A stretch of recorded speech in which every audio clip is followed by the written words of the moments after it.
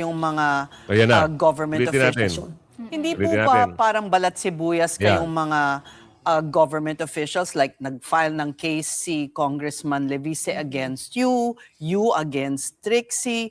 Hindi ba parte po yan ng trabaho Yun, ninyo tama. na kayo ay nakikriticize, kayo ay napupuna?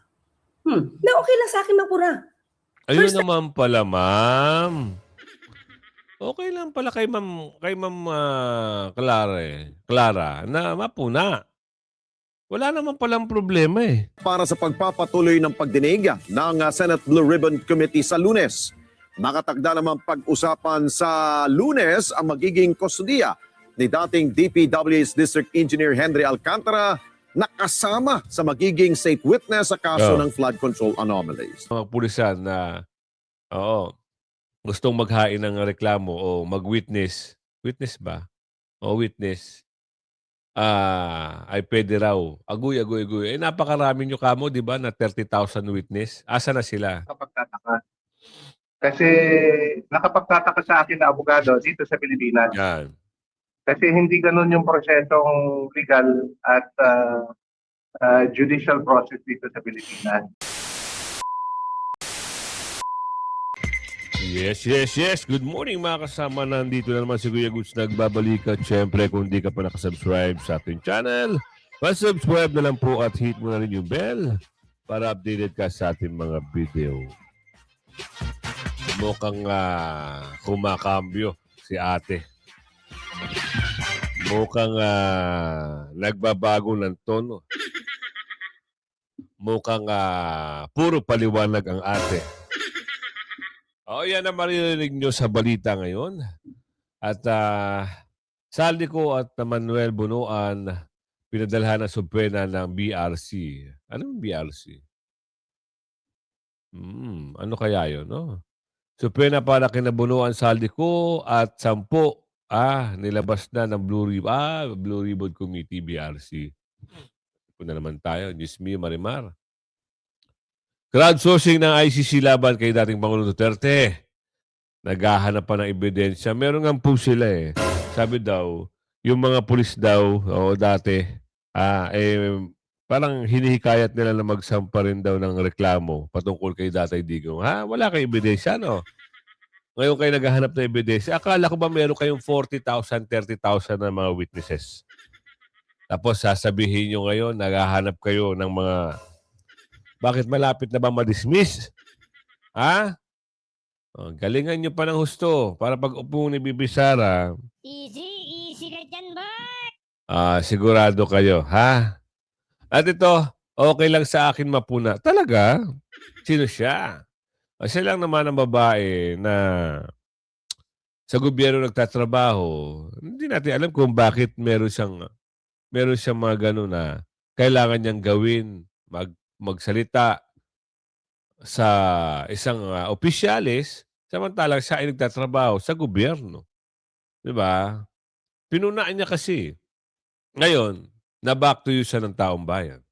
Problema, hindi pala sanay ata siguro, di umano, sa mga ganong sistema na merong magsasalita na hindi maganda, yun, pumunta sa... at nagreklamo. Sabihin natin hindi nagreklamo, nag-report. Kasi yun ang paliwanag niya dito eh. Ngayon, na-back to you na naman siya.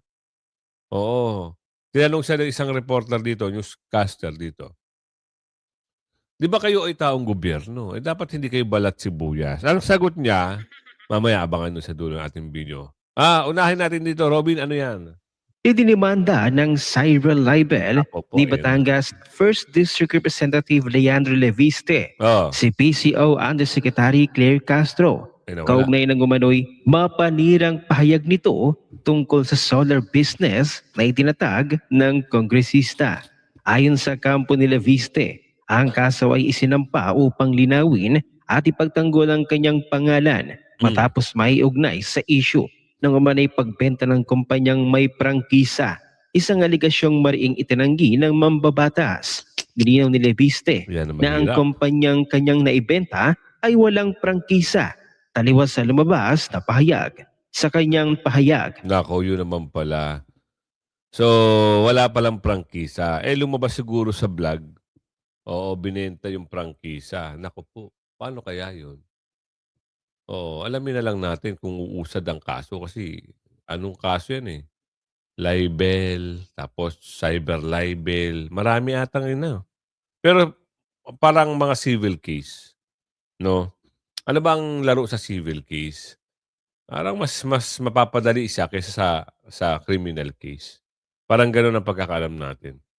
So, 'pag hindi na tapos sa arraignment, hindi nagkasundo sa 100 million danyos, ha!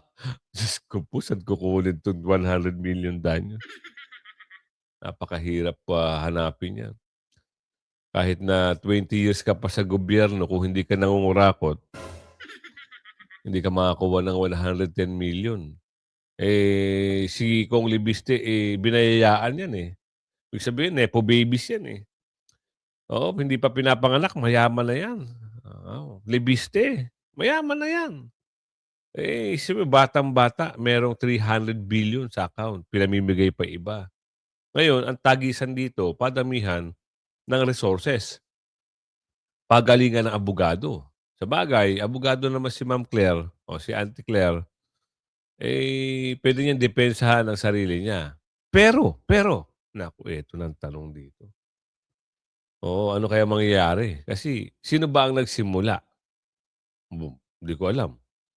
Sino ba ang nagsimula ng issue niyan? Tuloy. Matapos ihain ng reklamo, iginiit ni Leviste na hindi personal ang hakbang laban sa opisyal ng PCO kundi isang legal na aksyon upang itama ang aniyay maling impormasyon. Ayun. Hindi ko nais masaktan si Undersecretary Claire Castro.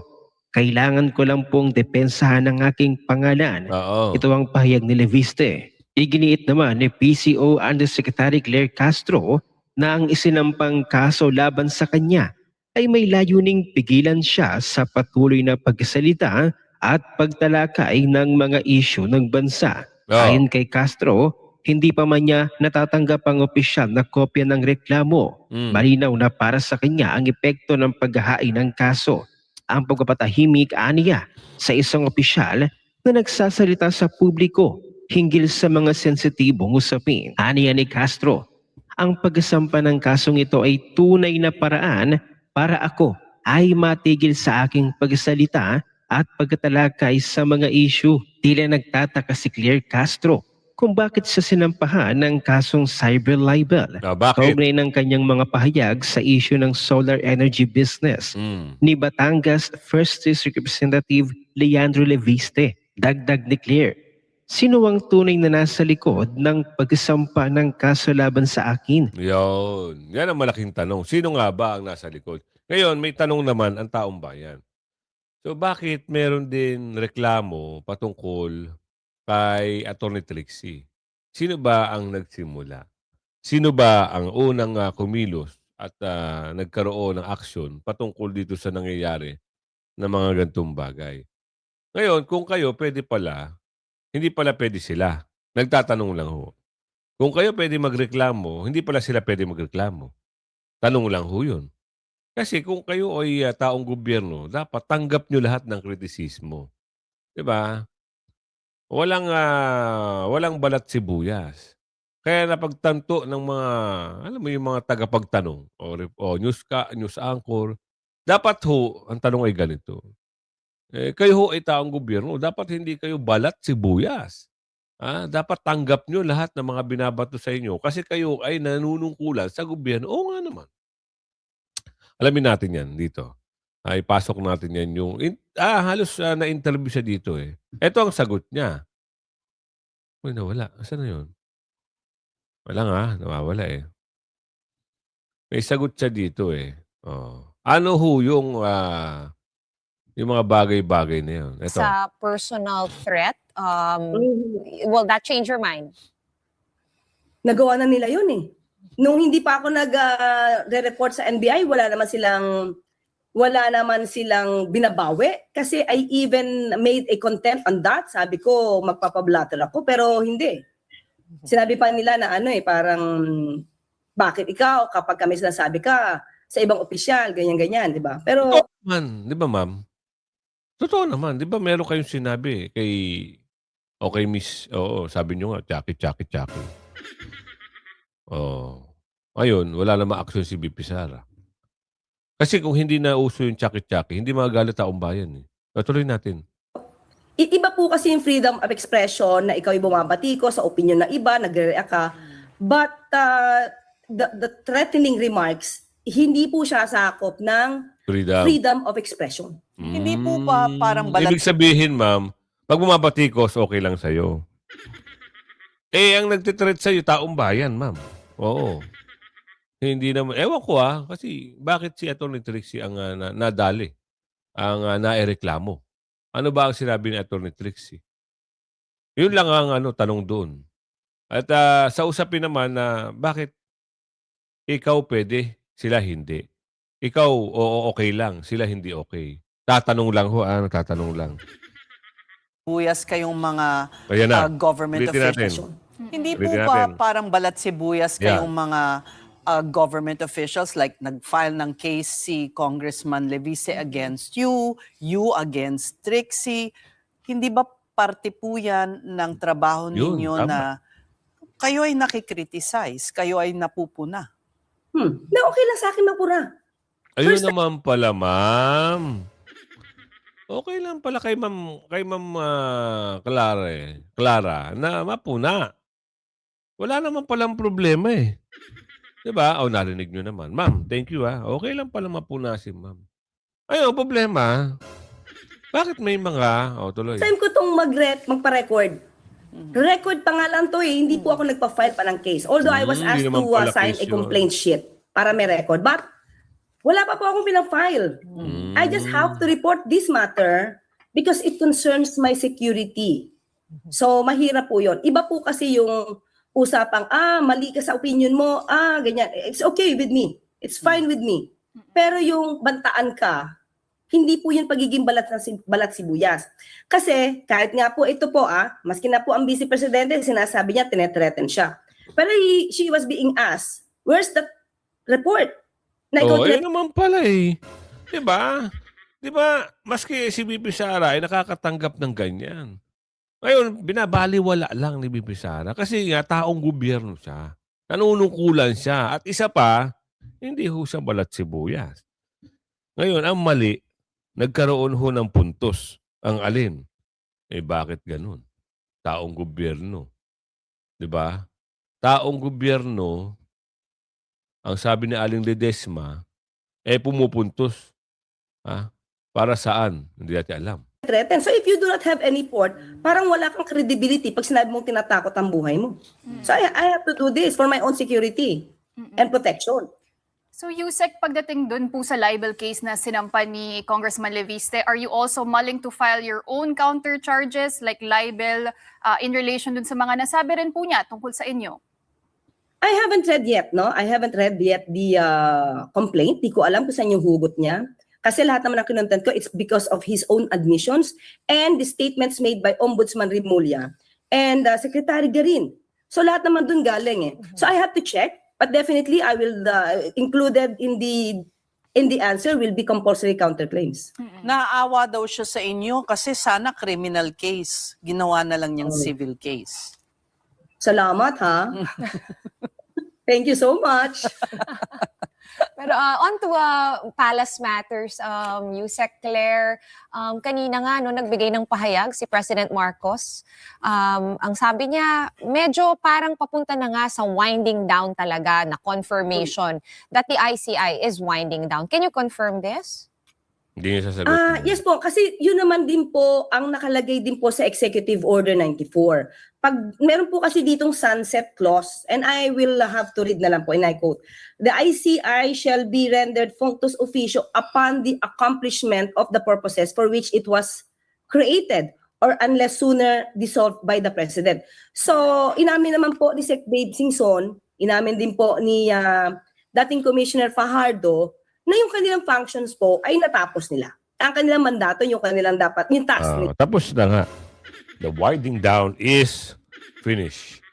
So, mapunta tayo ngayon. Since wala na, at hindi natin alam kung kailan pa magkakaroon ng mga investigasyon kuno, sabi ni Aling Ledesma, mapunta tayo dito sa pinadalhan na ng subpena ng Blue Ribbon Committee. Sino si Saldico at Manuel Bunuan?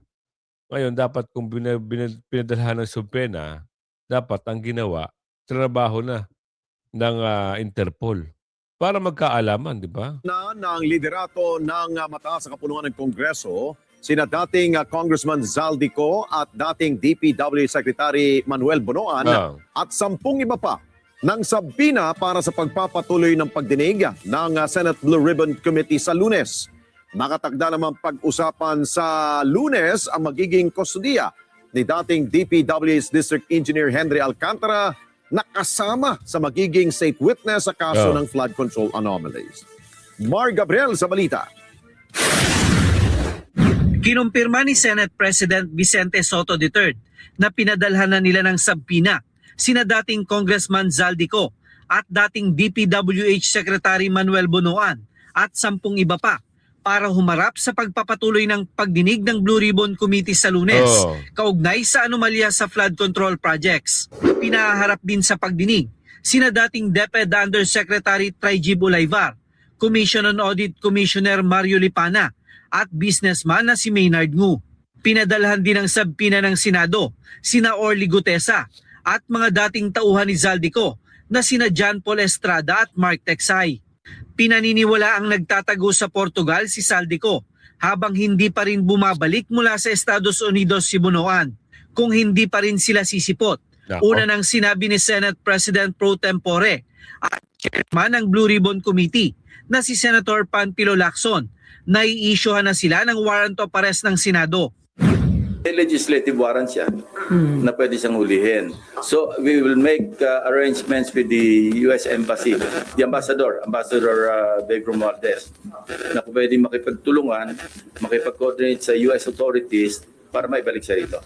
Nilinaw naman ni Lacson na maaari nilang bawiin ang sabpina kay Bunuan kapag naaprubahan ng DOJ ang apila ng dating kalihim na makapanatili sa Estados Unidos. Sa kaso naman nito, sinabi ni Lacson na maaaring hingi ng gobyerno ang tulong ng United Nations at ng European Union para mapauwi siya sa bansa. At saka yung European Union, alam ko meron silang agreement na magtutulungan sila kung nasa isang bansa na walang extradition treaty ang naghihiling na bansa. Pwedeng dalhin doon sa bansa na kung saan may umiiral na extradition. Maraming paraan. Naipadala na rin ng Senado ang subpoena duces tecum kay DPWH Secretary Vince Dizon para sa mga kailangang dokumento, kabilang na ang tinaguriang Cabral Files. Inaasahan naman na muling haharap sa investigasyon ang BGC Boys o ang Bulacan Engineers na kinabibilangan ni Henry Alcantara at Bryce Hernandez na una nang itinanggi ang umano'y recantation o pagbawi sa kanilang mga salaysay. Gusto pa rin natin malaman ano yung may mga attempt na nangyari para sila'y mag-recant. At kung meron, sino? At kung sino, bakit? Kaya ganun pa rin. Gusto pa rin natin maliwanagan yung istorya behind the reports na nag-recant na o nagpaplano mag-recant. Sina Alcantara, si Bryce Hernandez. Kaya ipapatawag uli natin sila, yung BGC. Panibagong script to Bakit kaya babaguhin ang statement? Ano meron? Panibagong istoryahin na naman ito. Paano na si Diskaya? Si Diskaya lang kulong. At sila yung state witness. 'Di ba? Ganun ba ang ibig sabihin dito? Kung halimbawa, ibahin ang statement, sino ngayon ang ituturo? Meron panibagong ituturo dito? Meron panibagong susupenahan? Meron panibagong imbestigahan? Nagtatanong lang ho ang ating kababayan. Boys, para marinig mismo sa kanila, para ma-record ng Blue Ribbon Committee, ano yung naging dahilan kung bakit lumabas yung ganito mga report. Samantala, sinabi ni Senator Soto na nakatakda ring pag-usapan sa Lunes ang magiging kustodiya ni Henry Alcantara No. matapos kumpirmahin ng Department of Justice na kasama siya sa mga magiging state witness sa kaso. Sabi na. Pasok din bilang state witness sina dating DPWH Undersecretary Roberto Bernardo, Sabi na. dating DPWH NCR Director Gerard Opulencia at kontraktor na si Sally Santos. Nabaligtad na. Nabaligtad na ang usapin. Sila yung dating iniimbestigahan, inaakusahan. Ngayon, sila na ngayon state witness. Bakit? Sino ngayon ang ituturo nito? Makapagtaka na to, Meron lang silang gustong ipakulong. May mga nadamay at merong mga, alam mo yun, binanggit na pangalan. Ngayon, kung sila ang state witness, malamang pwede silang makalaya. Di ba? Aantay na lang natin itong si Saldico pag napapunta ng Pilipinas. Kasi pag iyon na sinabi na walang ano tawag doon, yung binanggit ni Saldico, walang katotohanan sa mga state witness, yari na. Sabihin, nagsisinungaling si Saldico. Yun lang ang opinion ng ating kababayan na si Aling Ledesma. Baka mabago ang statement, sila ang state witness, magtuturo na magtuturo. Crowdsourcing, ito na. Naghahanap na ng witness. Laban kay Tatay Digong. Ano ito? Bakit kayo naghahanap ng mga tawag doon, magwi-witness laban kay Tatay Digong? Naghahanap sila, nagkakalat sila ng invite sila na kung meron daw mga pulisan na gustong maghain ng reklamo o mag-witness. Witness ba? O witness. Ay pwede raw. Agoy. Napakarami nyo kamo, di ba, na 30,000 witness. Asa na sila? Nakapagtataka. Kasi nakapagtataka sa akin na abogado dito sa Pilipinas. Yan. Kasi hindi ganun yung prosesong legal at judicial process dito sa Pilipinas. Na meron sila mga tinatawag na application to be witnesses. Di ba? Kaya napakamot ako sa ulo. Sabi ko, wala pa pala silang testigo o kung meron man, kulang na kulang. Napaisip ako doon sa 30,000 killings na sinabi ng Rappler. Saan ba yun? Pakay o yung purpose. Why they posted that in their official Facebook page. Kasi nga, naghahanap pa sila ng testigo hanggang ngayon.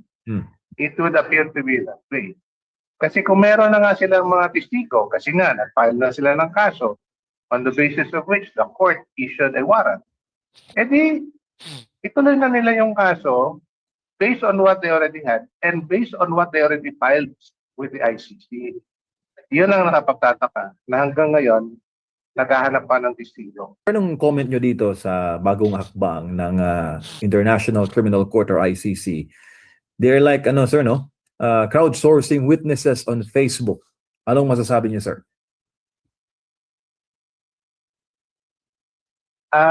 Yung nakita ko na post, it's actually the ICC Office of the Prosecutor. So hindi mismo yung korte, but the Office of the Prosecutor.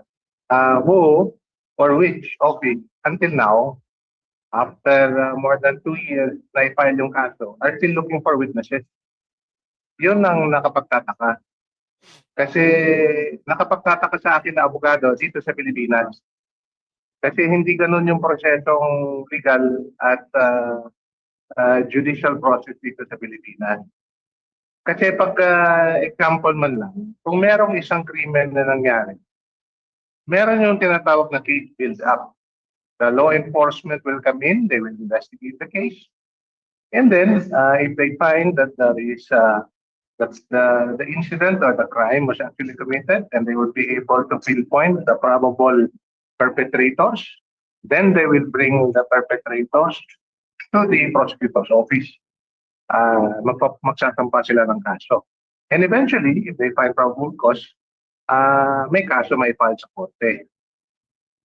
Ibig sabihin, yung may file sa korte na kaso against yung taong pinailan na kaso, yung kaso niya would only be based on what was already built up by the police and by the prosecutor. Kasi yung sa trabaho ng police, factual. Ibig sabihin, maghahanap sila ng ebidensya. Ang trabaho ng prosecutor they will appreciate yung facts, yung evidence, if it can withstand the case that they will file. Okay? Now, that being the case, once that is filed, yun na yung mga ebidensya na gagamitin ng prosecutor to advance and prosecute the accused.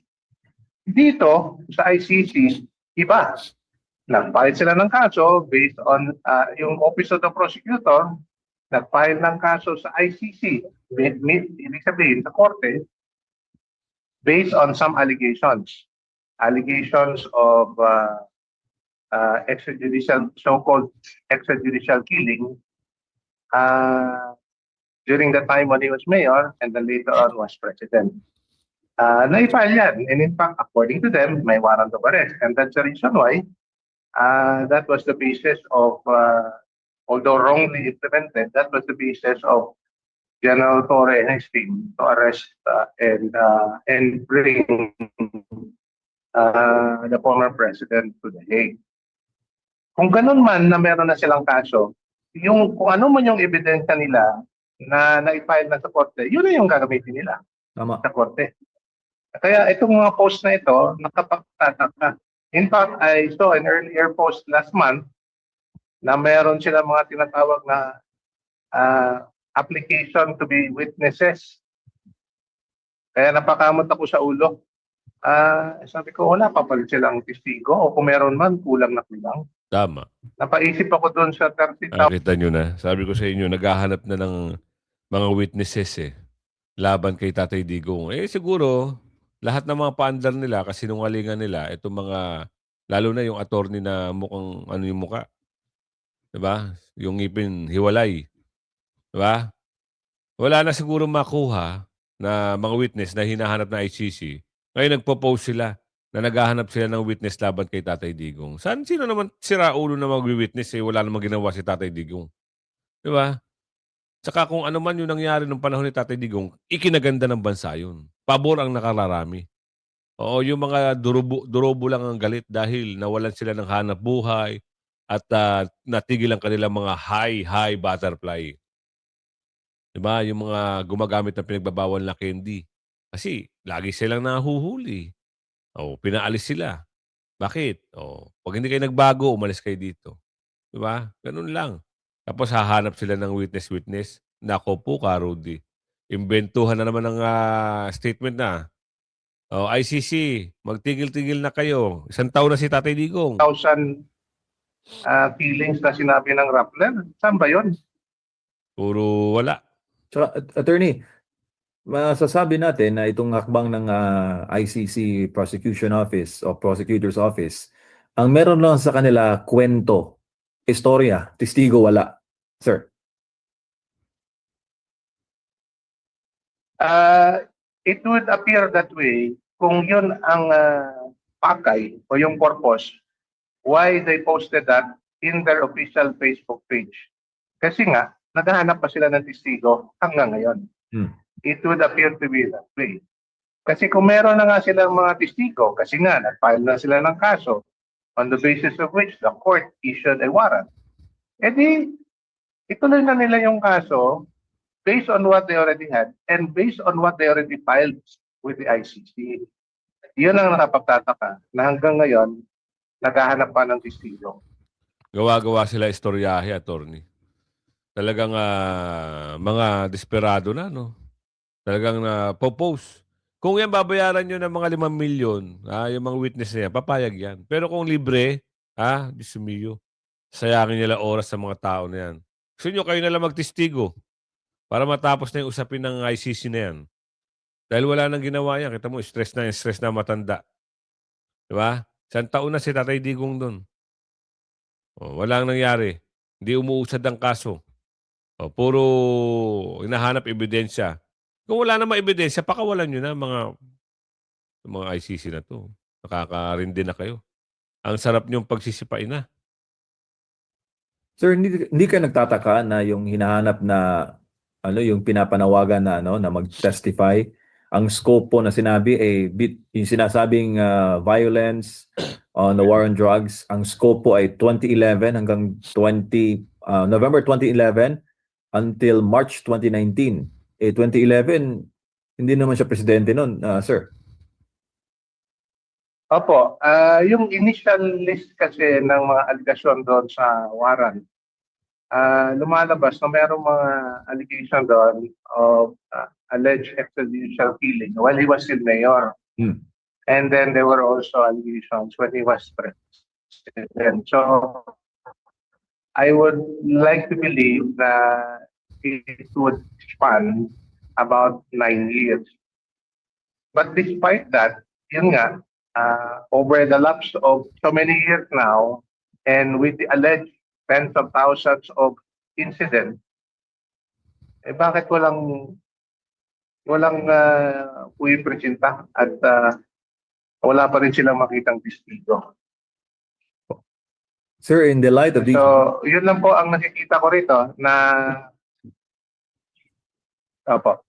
Sir, in the light of these recent developments, anong mensahe po ninyo sa mga suporta ni former President Duterte to the family and sa lahat ng sambayan ng Pilipino na hayagan po binabash itong naging hakbang na ito ng ICC Prosecutor's Office, no? At sinasabi talaga ng netizens na wala pala kayong testigo, wala pala kayong ebidensya maharap, dapat pauwi na ang former president sa Pilipinas. Tama. Sir.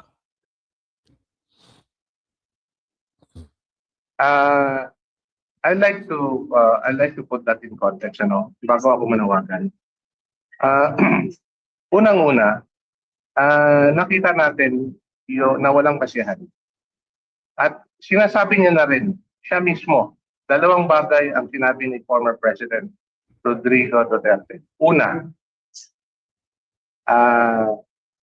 he has assumed full legal responsibility kung ano yung ginawa niya, yung panunungkulan niya as president to address drugs and peace and order problem in our country. Maraming natuwa. No, tama nga naman. Yun ang sinasabi natin na mas marami ang nag-benefits noon kaysa dito sa mga bagong umupo. Kaya kung umabot sa video natin ito, hanggang sa muli, paki-like and share. Huwag mong kakalimutan mag-subscribe at hit yung bell. I-bell all nyo para meron ka notification natin. Bye-bye!